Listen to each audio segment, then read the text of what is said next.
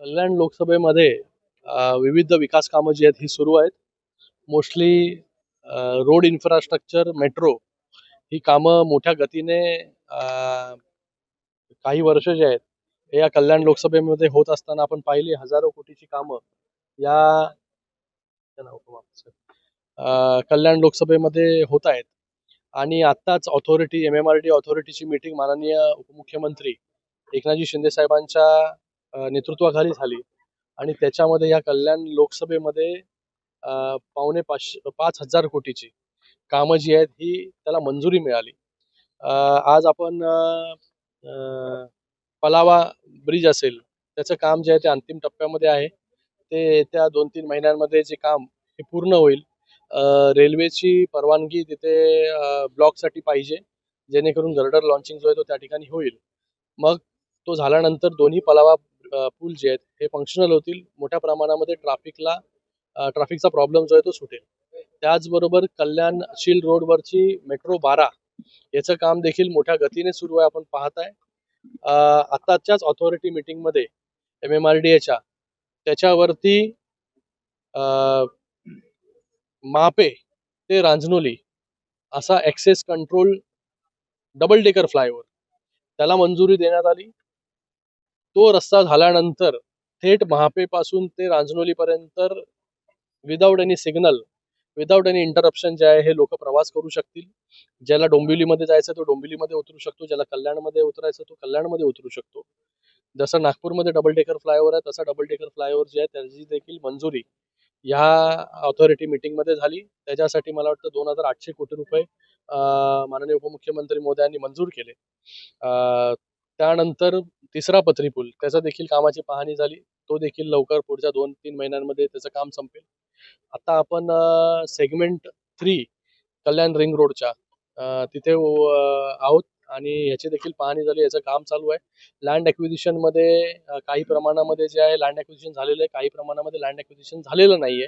येणाऱ्या 5-6 दिवसामध्ये MMRDA बरोबर मीटिंग होईल KDMCची. त्याच्यामध्ये लँड ॲक्विजिशनचे जे प्रॉब्लेम्स काय प्रॉब्लेम्स आहेत त्याच्यावरती चर्चा होईल आणि ते लँड ॲक्विजिशनचे प्रॉब्लेम्स देखील संपतील.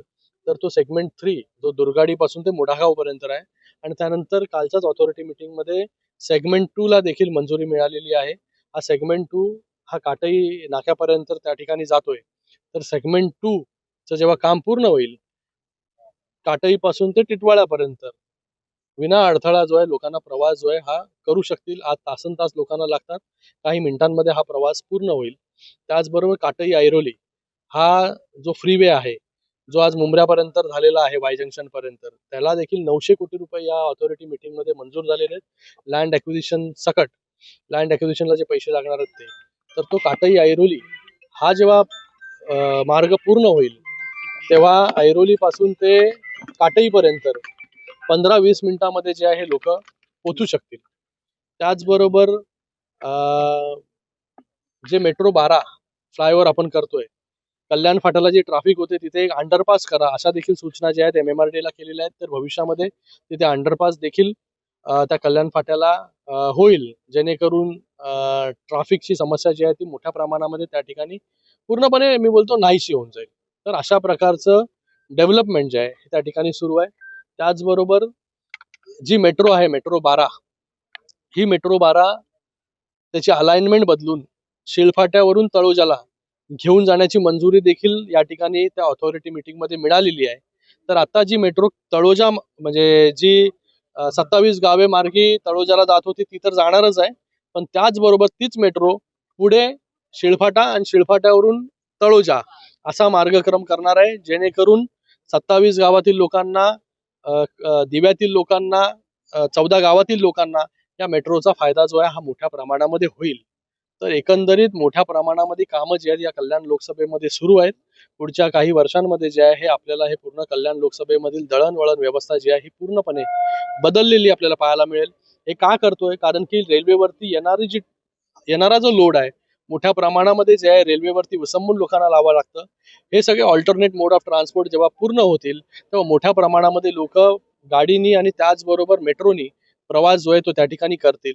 त्याचबरोबर दुर्गाडीवरून उल्हासनगर अंबरनाथ हा मेट्रो 5A हा देखील प्रकल्प मंजूर झालेला आहे. हा दुर्गाडी पासून ते उल्हासनगर अंबरनाथ पर्यंत हा मेट्रो मार्ग जातोय, त्याला आपण 5A म्हणतोय, त्याला देखील मंजुरी मिळालेली आहे. आणि त्याच्याबरोबर मी त्यांना मागणी केलेली आहे MMRD कडे की जसा डबल डेकर फ्लायओव्हर आपण कल्याण शिल्ड रोड वरती करतोय तसंच डबल डेकर फ्लायओव्हर आपण हा दुर्गाडी पासून ते अंबरनाथ पर्यंत करावा, जेणेकरून त्या शहरांना देखील 2-3 शहरं कल्याण, उल्हासनगर, अंबरनाथ त्या शहरांना देखील मोठा दिलासा जो आहे तो त्या ठिकाणी मिळेल. कंट्रोल रोड होईल मापे पासून ते रांजनोली पर्यंत. तर शिळफाट्याची ट्रॅफिक तुमची प्रॉब्लेम्स, बाकी जे मध्ये मध्ये कट आहेत ते प्रॉब्लेम्स, आणि जिथे FOB ची गरज किंवा अंडरपासची गरज लागेल तिथे अंडरपास बनवण्याचं काम देखील या ठिकाणी करू. तर एकूण कितीचा